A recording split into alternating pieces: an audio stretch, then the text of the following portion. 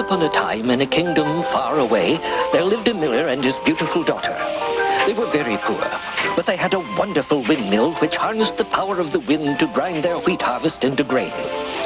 The girl didn't mind the hard work, but her father wanted a better life for his daughter. Then one day, a handsome young prince was crowned the new king of the land. He decided to find a wife and invited the fathers of all the eligible ladies in his kingdom to dinner. One by one, they told the king about their daughters. Each man exaggerated more than the one before him as he described his girl. The poor miller, fearing his daughter wouldn't have a chance, thought up the best story of all. Then, with a heavy heart, he returned home to tell his daughter what he had done. Oh, you're back already. Did you enjoy your dinner with the king, Father? Yes. Then I want to hear all about it. Can I get you anything, Father? Yes, I could use some good strong tea. You've had a very busy day. You must be absolutely exhausted by now. Do you feel like talking at all? My dear daughter, I've made a complete fool of myself.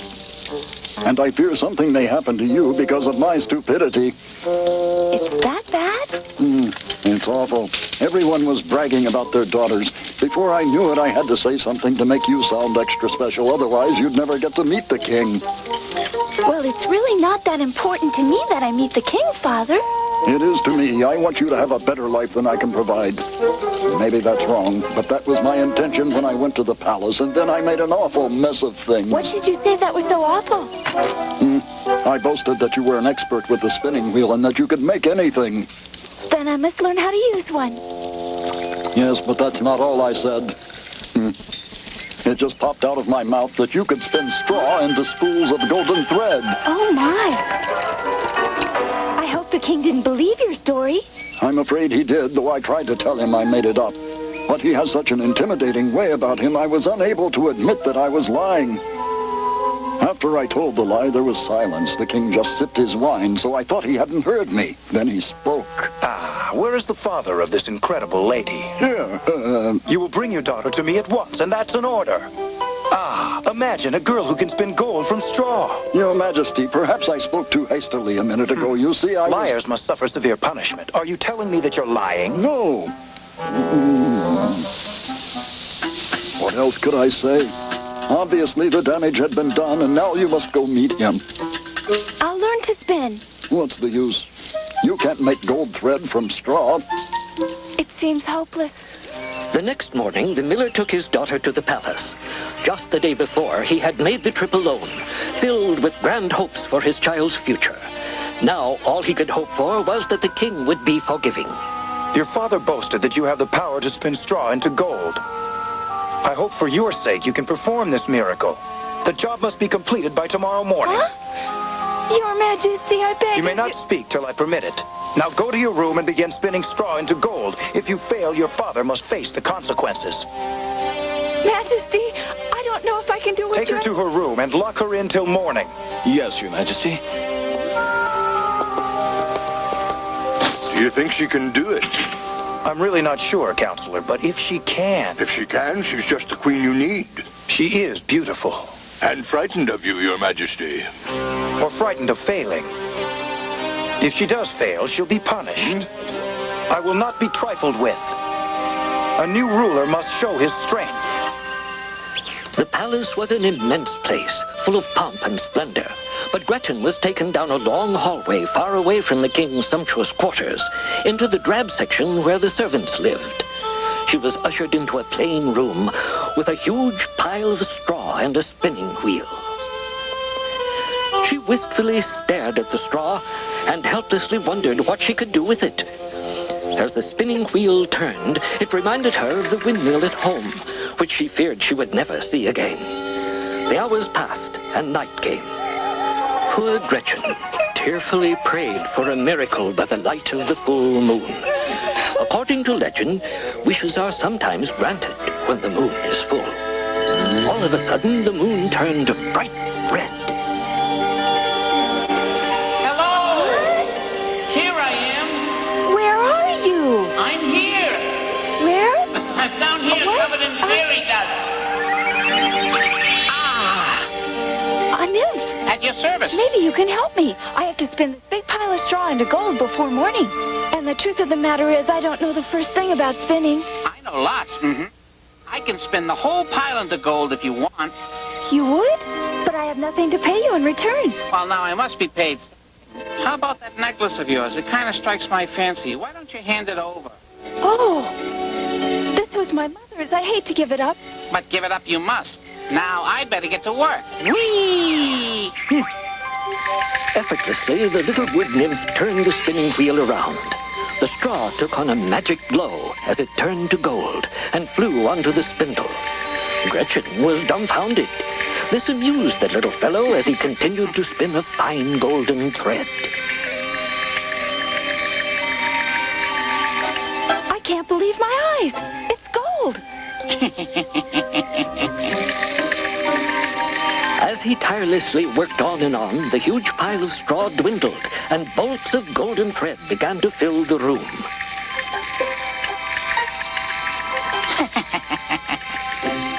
As Gretchen watched, she realized she would have to part with her precious necklace, for the strange little nymph had created the miracle she had requested. He demanded his payment as the sun came up upon the new day. In a flash, he grabbed the necklace, vanished into the fairy dust, and flew out the window as the king and his council approached. Dear maiden, I'm speechless. Here is your gold, your majesty, as you wished. It certainly looks like gold to me, sire. Unbelievable. I've never seen anything like it. Is it as real as it looks, your majesty? Yes, but how? Your majesty, now that my work is completed, I'm going back to my home. Good day, sire. You must stay at the palace. Yes. You're probably tired now, but you can rest up all day, and tonight I would like you to spin some more gold thread. But why? Never mind. I'm the king, and I command you to spin more gold tonight. Gretchen's heart sank as she realized she had to face the same ordeal all over again. And as night fell, she was locked in her room with another large pile of straw and the spinning wheel, which she tried to use. But the straw wouldn't even wrap around the spindle.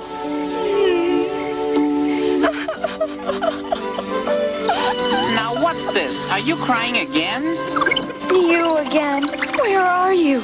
Up here. Oh, please help me. The king wants more gold thread. That's understandable. But I just can't do it. Listen, you better take my advice and speak up to that king, but I'll help you out of your predicament. But how do you expect to pay me this time? Here.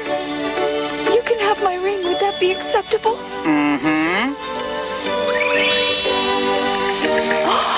That's amazing. Nothing to it for a clever fellow like me. But how do you do it? That's my secret. Whoopee! He dearly loved to show off, and he filled the room with twice the amount of gold thread he had spun before. Gretchen was delighted and gladly paid his fee. By morning, he disappeared again. Surely the king would be satisfied this time. Good heavens, your majesty, you have enough gold thread to keep the royal seamstress busy for years. Now I'm finished. Your majesty, I am leaving now. I fulfilled my obligation. No, you'll stay. Oh, sire, why are you torturing me? You must prove yourself. Just one more time and I will marry you. What? Yeah. He wants me to be queen. I can't believe it. I am most pleased with your work, but I must ask for one more night of spinning. But I'm not sure I can spin any more gold, your majesty. Don't disappoint me. I have my heart set on you becoming my queen. Please do it. Gretchen's heart skipped a beat as she looked into the king's eyes. That night, as the stars came out, she wished upon a falling star. I would like to marry the handsome king. If only you could make my wish come true. I don't see why not. Huh?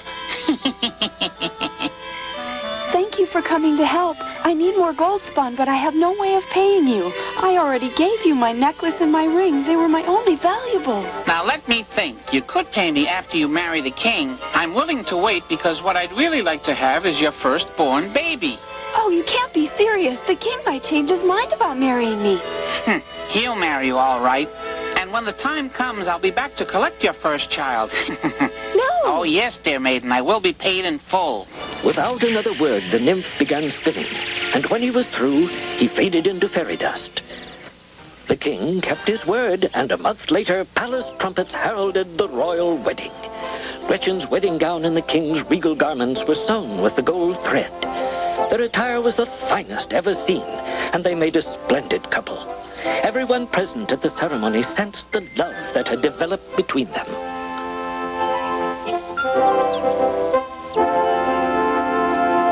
After a year had passed, the couple was blessed with a beautiful baby boy. But the birth and the passage of time faded Gretchen's memory of her promise to the nymph and the debt she still owed him. All of my wishes have come true. I must be the happiest woman in the kingdom. Good evening, Your Majesty. What a fine-looking baby. As soon as Gretchen heard the nymph's voice, she immediately knew he had come to collect his fee. Later that night, the king was coming to kiss his child goodnight when he overheard a very strange conversation. You can have any jewel you want. A man? Just name it and it's yours. Don't be silly, dear queen. You know what I want. Won't you please change your mind? You can have all my jewels. I've got plenty of my own jewels, thank you very much. But what I really want is that bundle right over there. Your price is far too high. I refuse to pay. Then I'll take what belongs to me if that's the way you want it. I owe you much, but I can't let you do this. Come with me, darling. Mother needs to meet. You better not be planning to run away with my property. I don't know what to do. It's very simple. Just give me my child. No. The baby is his? Why don't you let me hold my baby? Oh, he's too heavy for you. I might be willing to let you keep him. I'll give you 3 days to guess my name. What do you mean? If you guess my name in 3 days, you can keep him. I'm a fair fellow, that's why I'm giving you a chance. Of course, if you don't come up with it, he's mine forever. He's mine, and I'm never going to let him go. Don't be so sure. Remember, you have only 3 days. Ha! All right, where is he? Who were you talking to just now? Heard? Oh, I feel faint. Please, take baby. The poor queen was so upset she fainted. The king tucked her into bed to rest, but as she slept, the nymph's voice haunted her. Remember, you have 3 days. Are you feeling any better? Yes. Now you should just rest. Where's my baby? He's in his cradle, sound asleep. We could lose him, and it's all my fault. What did you do? I completely forgot about the promise I gave the nymph, and now he has returned and threatens to take our baby away from me. A nymph? But how in the royal kingdom did you get mixed up with a nymph in the first place? There's no need for you to borrow money. We're rich. Yes, but this nymph helped me out before we were married. But why does he want our baby, Gretchen? I'll tell you the whole story, but I fear you'll not like me much when you hear it. I hope that's not true. Gretchen told him the truth about the nymph and the gold thread. He listened silently. I haven't the faintest idea what his name is, and I don't know how to find out. Much to her relief, the king assured his wife that he loved her and their child and would do everything in his power to help. Come in. Good evening. You wanted to see me, Your Majesty. Sorry to summon you so late. That's quite all right. I assume you have an important matter you wish me to handle. Indeed, we must find out the name of a certain nymph and have only 3 days to do it. Oh, my. I want you to start by compiling a list of names. Now, at sunrise, you'll dispatch our best men to seek out the names of nymphs. Then report every unusual name they find to me. When do you need this list of names, Majesty? By evening, we must find the name as soon as possible. We'll do our best. You can tell them I will pay a large reward, but they must not approach any nymph directly, for I want this to be kept a secret. What is this all about? Forgive me for asking, but you usually keep me informed. I may be of more help if you let me in on your secret, Your Majesty. I can't. Not for the moment. However, I must request that you carry out my instructions without knowing any of the reasons behind them. I would like you to bring the royal scholars in on this as well. Sire. At daybreak, the king's men gathered and were given their instructions. Remember to turn in your lists to me at sunset. If we do not find the correct name today, report back here tomorrow at sunrise, and we will begin again. Now go!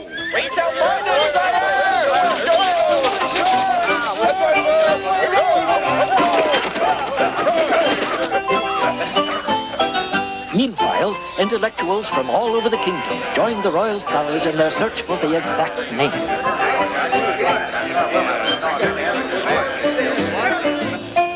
Let's see, Higginsprout or Hennepin are probably good possibilities. Oh, look, Caspari, that sounds about right. Well, it seems to me that I recall once meeting a nymph called Rambabina. I know one named Bartu. As the sun was setting, the men returned to the palace. Their lists and the scholars' lists were presented to the king. Here are some lists of names my men have collected. I appreciate all their help. My scholars have already gone through all of these lists. They've scientifically picked the most likely choices, which you will find on the top 7 pages. Thank you. I was wondering how I'd get through all these lists before he showed up tonight. I know. Is your name Caspari? No, that's not it either. McDonty or Puppinlock? Egads, no. Lars? Is it Lambeth? Or how about Leopold? Well, am I getting close? No. Scullywolly, Weaselwig, Hartoon? No, those sound like a bunch of chipmunks. The queen continued reciting names, but the nymph just laughingly shook his head and vanished. The next day, the queen's father paid her a visit and offered his suggestions. Have you tried Balzar or Brown Ribs? Those are 2 unusual names. I'll use them tonight. And try Spindle Leg. You know, since he used his leg for spinning, that could be it. It's worth a try. Armed with her father's ideas and more names from the king's men, the queen was ready when the nymph reappeared. Spindle-leg? No. Tim-top Toodle-Duff? No, not that. Then what about Pumpkin Top? How insulting. Is that the best you can do? Balzar or Brown Ribs? No, give up. No. Tiny Tyler, Brown-Nosed Papa-Bee? The little nymph was delighted, as the queen had failed again. He hurried home to tell his friends and celebrate, because now he was certain she would never be able to guess his name, and he would be victorious.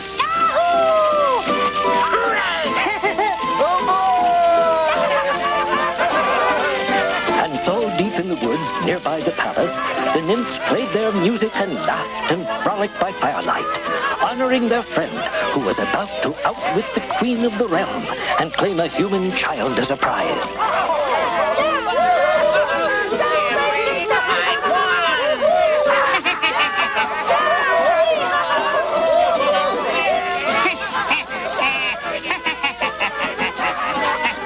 Merrily I'll stoke the fire's flame, for Rumpelstiltskin is my name. Just by chance, 2 of the king's men nearby heard the nymph call out his name. They hurried to report directly to the king. All right, you 2 may proceed with your report. Sire, we spotted this big fire in the woods, and there was a bunch of nymphs running around it. What name did you hear? Well, actually, only one of those nymphs said anything at all. He was playing a drum, and he jumped into the air. For a minute, I thought he had jumped into the fire, but when he hit the ground, he recited a rhyme in which he mentioned his name. Do you remember the name? Was it Rumble? Yeah, Rumble something. No, it wasn't. It was Rumple. That part I remember. It's funny, isn't it? It was right on the tip of my tongue, and now I can't think of it. Maybe it'll come to me if I can recite the rhyme. I don't want to hear the rhyme. I only want to hear the name. And I'd better hear it fast or you'll both get a good flogging. I'm sure it was Stiltskin. Rumpelstiltskin, if my memory serves me right. I ought to throw you both in the dungeon just for trying my patience. That evening, the king told the queen his plan. I'm going to hide behind that drapery. And if the name my 2 men gave me today is not correct, I am going to protect our child from that nymph with my sword. Good evening, my dear queen. I hope you have an interesting selection of names to try on me tonight. This is your 3rd and final chance. Could your name be Robin? Or Hoppensack? Hoppensack. Is it Horace Undercup? Wrong. Give up? No, don't take him. I won. The baby's mine. I'll give you 1 minute to say goodbye. One more guess. All right, if it'll make you happy, go ahead. I'm ready to make my guess. Would your name be Rumpelstiltskin? Nobody can take my baby away from me ever. He's mine, Rumpelstiltskin. Now go away. Gretchen!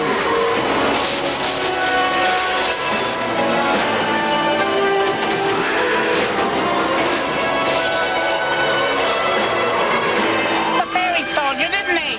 They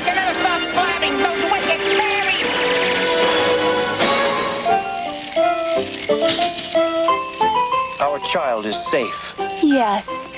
The king and queen shared their happy moment in silence. But their little son expressed himself the only way babies know how. And they were delighted even to hear him cry, for they would all be together for a long, long time.